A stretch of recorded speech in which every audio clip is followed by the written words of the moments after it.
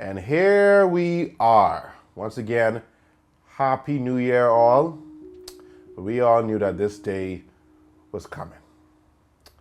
You probably already saw my previous video, the best movies of 2023. If you have yet to see it, please check it out. But here we are, the worst of the worst. The worst movies of 2023. Now, as you all know, this is my personal opinion. Some of these movies on this list, the critics love them. I ain't one of them. I'm not gonna try and make this long because these movies don't deserve that. Let's get started. So coming in at number 6, Shazam! Fury of the Gods. DC. You know what, DC? I'm glad that this timeline or this universe is done with. This movie was disappointing. I say that because I didn't watch the first Shazam movie until last year. And I really enjoyed that. So when I found out that the sequel was coming out, I got excited because the first one was so good. But the definition of this movie right here is just, it's absolutely generic, predictable, and at times pretty boring. I think they went a bit too hard on the family stuff. It just wasn't that enjoyable no more. There was nothing profound about it. It didn't start. It's like, I've seen this storyline before. There's nothing new with it. Big CGI battle at the end with a monster. There was nothing exciting about this movie. And I think I fell asleep watching it, but I rewatched it. And the movie flopped hard at the box office. Well deserved. I would not recommend this.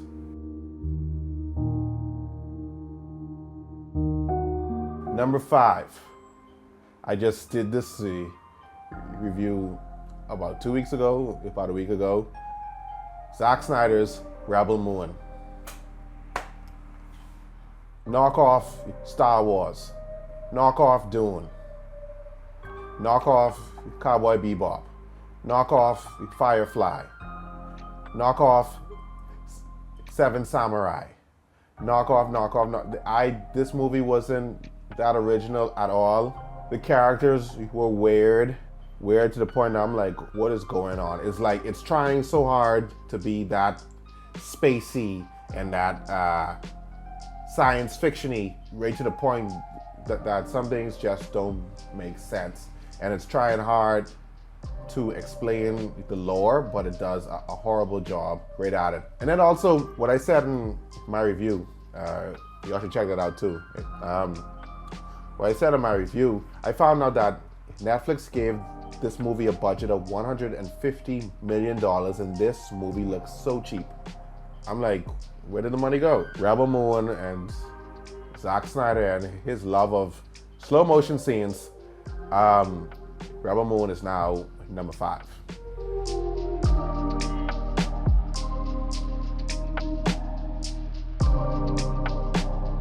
Coming in at number 4. This is a movie many of you probably never watched or heard of, but I watched it and I didn't like it. And that's why it made the list.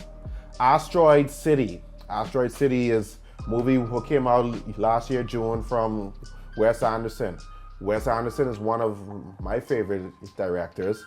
Many of you probably know his films or probably don't. Wes Anderson, he has this very unique kind of childlike style, especially with his dialogue, but it's always deep because even though on the outside his movies look like little fairy tales, I must say, and they're beautifully shot. It's like each scene looks like a picture. But the beauty of his movies, they're all rated R. They are all rated R. So that contrast really makes his movies great, because you'd be like, is this a kid's movie? Oh no, the subject matter is really mature. Just let me say that. So that's how I fell in love with Moonrise Kingdom and the Grand Budapest Hotel. Very colorful movies, but with deep subject matter. And And here we are with Asteroid City. Asteroid City, at least to me, from my standpoint, this movie boring. This movie is so boring. I'm like, and then I think he overdid it with the quirky dialogue. Mind you, that's his style, that's his thing. It wasn't hidden this time. Like, the dialogue wasn't even that digestible. I'm like, what are y'all talking about? You know, like, what are y'all running on with? Like, I'm like, okay. I think he went a bit too hard with the camera movements and the angles and stuff like that. I'm like, bro, you doing a bit too much. And usually when he did it right in his previous films, there was a reason for it to be like, okay, well, that's cool. But now certain shots, I'm like, why are you doing that? Okay, what does this add, or what does this take away? He's known for having beautiful shots. I don't think, especially with the color grading, I'm not feeling this whole bleached out look. It looks like a lot, like a filter what you put on your videos or your photos, you know? And I wasn't feeling it this time. I'm like, yeah, Wes Anderson, I'm not feeling this one. I'm not feeling this one. Still a fan though, just not of this movie. Number 3, and this is where the ranting starts. AntMan and the Wasp: Quantum Mania. My God, I was disappointed. On God. Great. Yo, I'm a very hardcore Marvel fan. But it was weird to me, reading why they chose to make the leap of putting this much pressure on a movie with AntMan. It was weird because usually the AntMan movies are known for little side stories, heist movies and stuff like that. But when I found out that to introduce the next big bad of Marvel, which is the next Thanos, so they claim, Kang, played by Jonathan Majors, they're gonna bring him in an AntMan movie. I'm like, okay, that's a lot of pressure, but okay, cool. And my point was proven. Yeah, this wasn't it. It just felt out of place, and the tone was just weird because it's trying to be this galactic, saving the universe, saving the multiverse type of movie, but while right at the same time, it's still trying to be an AntMan movie, and it just didn't mesh.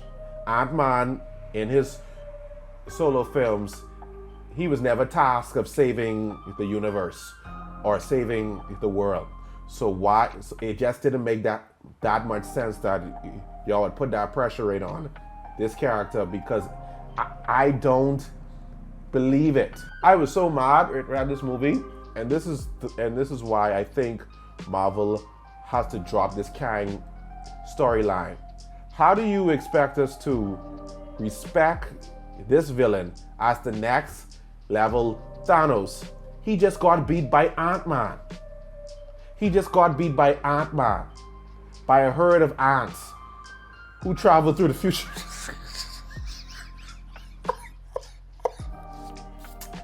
I gotta take my glasses off for this. Hold on. I can drink some water too. Hold on. I apologize for the spoilers. Seriously, I can't take this movie serious at all. And it was disappointing because this was the beginning of Phase 5. Because Phase 4 wasn't all that. Let's just be real. Jonathan Majors, his character was introduced in Loki Season 1, just for one episode. And his performance rating that episode, I enjoyed it. I really, really did. So I was excited just to see him now as a different version of himself. And he died twice. It's like, how am I supposed to be fearful of this villain when y'all keep killing him? Stop putting him on the level of Thanos, and it's just crazy. And also, by the way, the movie is called AntMan and the Wasp. Why is the Wasp there? Like, she does nothing in this movie. It's really about AntMan and his daughter who's annoying, right? But you know, whatever. I didn't enjoy this movie. There was nothing spectacular about it. AntMan, the AntMan movies are known for its comedy and its quick edits, and just, you know, just to see what all he's capable of wearing this suit, you know.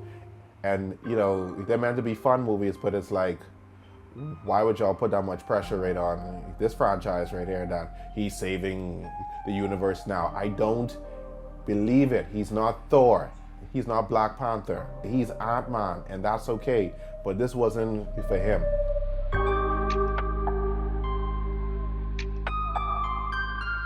So let's keep it going, right?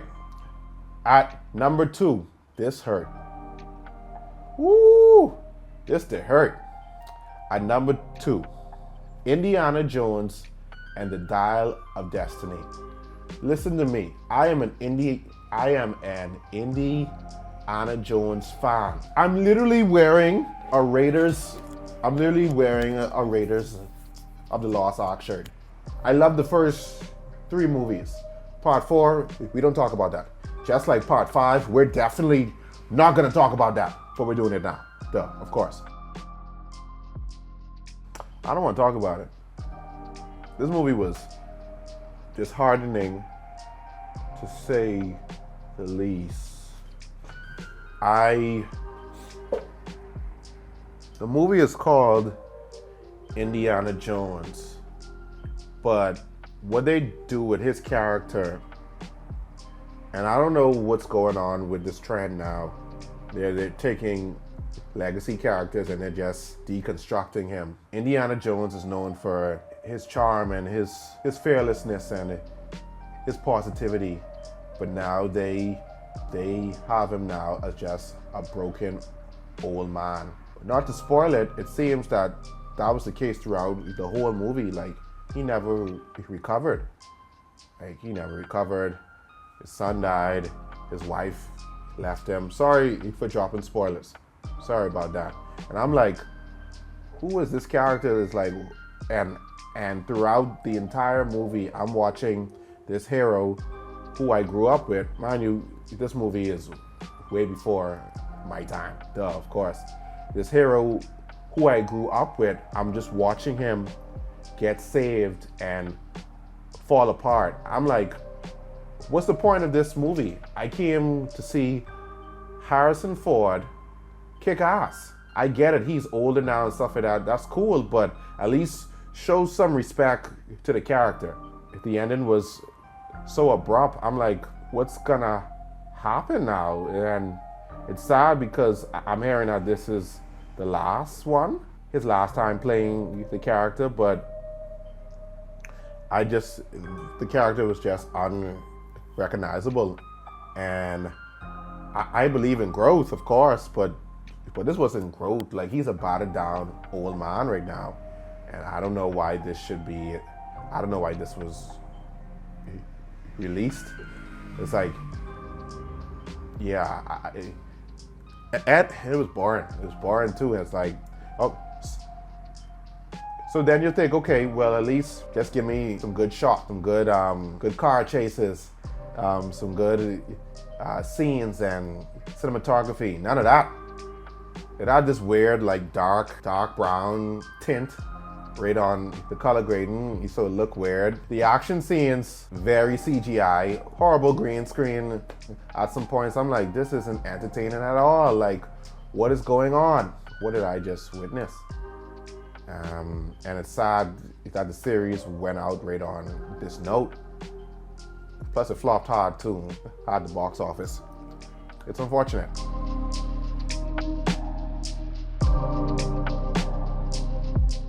Now, coming in at number 1, my worst movie of 2023. This wasn't even hard. Coming in at number 1, The Killer. The Killer. Listen, if you want to see my full review on this, the video is right on the channel. This movie is awful. I can confidently say this is the most boring movie I've watched all year. I'm serious. This movie wasn't enjoyable at all. And it sucks. It really, really sucks because David Fincher is one of my favorite directors. Seven, The Social Network, Panic Room, Gone Girl, The Curious Case of Benjamin Button, Girl with the Dragon Tattoo. These are his works. Fight Club 2, classics. Michael Fassbender, we all know him. Young Magneto, of course. Great actors. So it's like, okay, great director, great actor. Okay, let's go. No, this wasn't it. The title of the movie is called The Killer. That's his name. That's the name of the character. He has no real name. He's just known as The Killer. And he ain't killing, but this is the worst assassin I've ever seen. It's like, bro, it's like for a guy who calls himself The Killer, buddy, you sure ain't doing like a lot of killing. And I was like, this dude ain't good at his job at all. Now I get it right to the point, like the plot says, like, oh, he's losing his edge and stuff like that. So, but this dude was getting his ass beat. This movie's boring. This movie is really, really boring. I don't mind slow movies or slow burn. Seriously, like I'm watching Breaking Bad right now. I'm on season 2. That's slow. But I keep on going. Cool. This? Mm-mm. Plus, I said this too. I was like, this movie isn't that long. It falls at 2 hours flat. But I feel every minute. That's how boring it is. And the worst part of this man narrates the entire movie. The first 20 minutes was a monologue. I fell asleep. I was shocked. I was like, yo, did I just doze off? There's no, I wasn't even tired. That's how boring it was. Nah, bro.